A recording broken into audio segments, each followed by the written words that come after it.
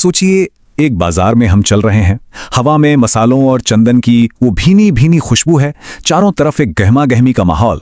कोई सोने के सिक्के गिन रहा है तो कोई रेशम के थान का मोलभाव कर रहा है। पर सबसे हैरान करने वाली बात जानते हैं क्या है? ये बाजार आज का नहीं बल्कि 3000 साल पुराना है। जरा कल्पना कीजिए, एक बाजार की जो 3000 साल पहले लगता था, तब दौलत आखिर दिखती कैसी होगी? क्या सिर्फ सोने चांदी के ढेर को ही अमीरी माना जाता था या फिर कुछ और भी था? ये वो भारत था जिसके बारे में दुनिया भर से आए यात्री लिखा करते थे कि अगर इस धरती पर कहीं दौलत का स्वर्ग है तो वो भारत है। और सुनिए, ये कोई कहावत नहीं थी, ये एक हकीकत थी जिसे पूरी दुनिया मानती थी। तो चलिए आज इस पुरानी धूल को हटाकर देखते हैं कि प्राचीन भारत असल में दुनिया की सबसे अमीर अर्थव्यवस्थाओं में से एक बना तो बना कैसे। और सबसे बड़ा सवाल यह है कि हमारे पुरखों के आर्थिक सिस्टम में ऐसा क्या था जो आज के मॉडर्न अर्थशास्त्रियों को भी सोचने पर मजबूर कर दे। तो ये सब शुरू कहां से हुआ? हमारी ये कहानी शुरू होती है दुनिया के पहले ग्लोबलाइजर्स से, वो लोग जिन्होंने इस बेहिसाब दौलत की नींव रखी थी। हम बात कर रहे हैं सिंधु घाटी सभ्यता की।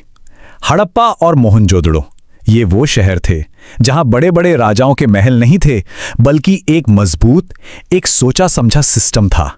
एक ऐसा सिस्टम जो बिना किसी एक राजा के हजारों साल तक फलता फूलता रहा। कमाल है ना? तो इस शानदार सिस्टम के 4 बहुत मजबूत पिलर्स थे। सबसे पहला था इनकी खेती, जो अपने समय से बहुत आगे थी। ये सिर्फ गेहूं जौ नहीं उगा रहे थे, बल्कि दुनिया में पहली बार कपास उगा रहे थे, जिसका कपड़ा दुनिया भर में मशहूर हुआ।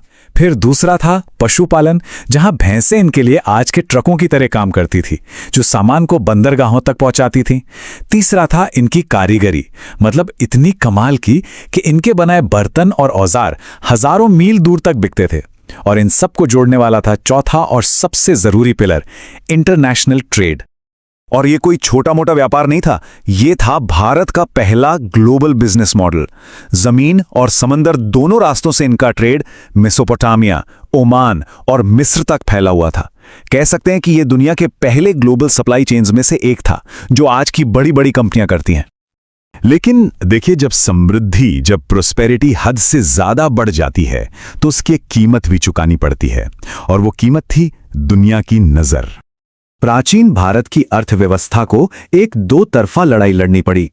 एक तरफ अंदरूनी टकराव था, जहां हमारी सभ्यता के मूल्य आक्रामक तरीके से मुनाफा कमाने की सोच से टकरा रहे थे, और दूसरी तरफ थी बाहरी दुनिया, जिसकी नजर भारत के खजाने पर गड़ी हुई थी। अब जो सबसे दिलचस्प बात है वो है ये अंदरूनी तनाव। एक तरफ धन तो था, लेकिन उसे बहुत तेजी से आक्रामक रूप से बढ़ाने पर जोर नहीं था। मुनाफा कमाने को कभी कभी लालच की तरह देखा जाता था, और व्यापार को समाज में एक निचला पेशा भी माना जाता था। मतलब कमाई से ज्यादा शुद्धता और नैतिकता को महत्व दिया जाता था। और एक और कमाल की बात थी कारीगरों के संघ, जिन्हें श्रेणी कहते थे। ये एक तरह से आज की ट्रेड यूनियंस जैसे थे, लेकिन कभी कभी ये इतने शक्तिशाली हो जाते थे कि एक तरह की मोनोपोली बना लेते थे, जिससे बाजार में नए लोगों का आना बहुत मुश्किल हो जाता था। पर इन अंदरूनी रुकावटों के बावजूद भारत की दौलत इतनी ज्यादा थी कि एक समय पर दुनिया के कुल जीडीपी का 33% हिस्सा भारत से आता था। सोचकर देखिए, आज के समय में इस आंकड़े की कल्पना करना भी कितना मुश्किल है। और यही अविश्वसनीय दौलत बाहरी संघर्ष की सबसे बड़ी वजह बनी। यह खजाना एक चुंबक की तरह था, जिसने बाहरी ताकतों को अपनी ओर खींच लिया। यूनानियों से लेकर अरब और मध्य एशिया के आक्रमणकारियों तक सब भारत की दौलत पर कब्जा करने के लिए आए। एक तरह से भारत की समृद्धि ही उसकी सबसे बड़ी दुश्मन बन गई थी। और यहीं पर कहानी में एक बहुत बड़ा मोड़ आता है। जब अर्थव्यवस्था बिखरी हुई थी और बाहरी हमले बढ़ रहे थे, तब एक व्यक्ति ने आकर सब कुछ बदल दिया। उसने एक ऐसा ब्लूप्रिंट तैयार किया जो भारत को सिर्फ अमीर नहीं बल्कि एक सुपर पावर बना सकता था। वो व्यक्ति थे कौटिल्य चाणक्य। उनका दर्शन, उनकी फिलॉसफी बहुत साफ थी। एक राजा का अपना कोई स्वार्थ, सुख या आनंद नहीं होना चाहिए। उसकी असली संतुष्टि तो अपनी प्रजा के कल्याण में है। चाणक्य ने अर्थशास्त्र को आध्यात्म से नहीं बल्कि रणनीति से जोड़ा। उन्होंने लिखा, अर्थशास्त्र, इसका मतलब है धन का विज्ञान। यह सिर्फ एक किताब नहीं थी, बल्कि एक शक्तिशाली राष्ट्र बनाने का पूरा मास्टर प्लान था, जिसमें राजव्यवस्था, आर्थिक नीति और सैन्य रणनीति का हर एक पहलू शामिल था। और ये देखिए, यही वो पल है जो आज के इकोनॉमिस्ट्स को भी हैरान कर देता है। चाणक्य के सिद्धांत कितने कितने मॉडर्न थे। जरा इस टेबल पर नजर डालिए। बाजार पर कंट्रोल के लिए सरकारी निगरानी, जो आज के रेगुलेटेड मार्केट जैसा है। प्राइवेट और सरकारी दोनों तरह के बिजनेस का होना, जो आज का मिक्स्ड इकोनॉमी मॉडल है। टैरिफ और सब्सिडी की नीतियां, जो आज की इंटरनेशनल ट्रेड पॉलिसी है। और मजदूरी को काम से जोड़ना, यानी आज का परफॉर्मेंस बेस्ड पे। ये सब आज से 2300 साल पहले लिखा गया था। चलिए अब देखते हैं कि जब इस ब्लूप्रिंट को असल में लागू किया गया तो फिर हुआ क्या। यहीं से शुरू होता है भारत का स्वर्ण युग। मौर्य साम्राज्य के बाद गुप्त काल में चाणक्य का ये ब्लूप्रिंट हकीकत बन गया।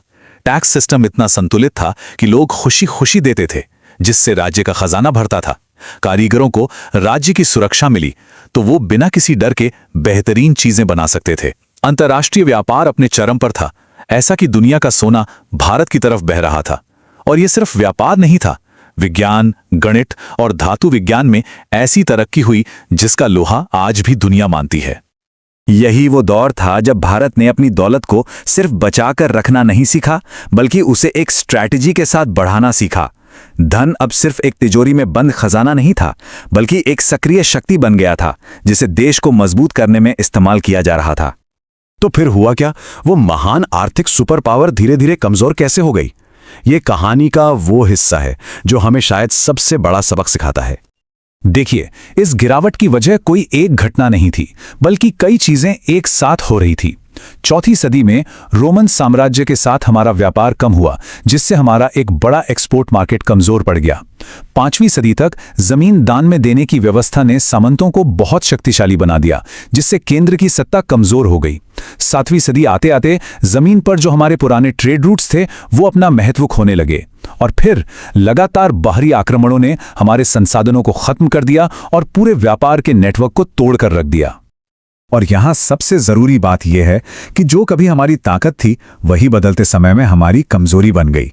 दुनिया इंडस्ट्रियल मास प्रोडक्शन की तरफ बढ़ रही थी, मतलब मशीनों से बड़े पैमाने पर सामान बना रही थी, और हम हाथ की कारीगरी में ही टिके रहे। दुनिया के व्यापारी ग्लोबल मार्केट पर कब्जा कर रहे थे और हम अपने स्थानीय संघों के नियमों में ही बंधे रहे। हम जमीनी रास्तों के बादशाह थे, लेकिन अब खेल समुद्री ताकत का हो चुका था। हम समय के साथ खुद को बदलने में नाकाम रहे। तो इस पूरी कहानी का सबक क्या है? एक सीधा और सरल सबक।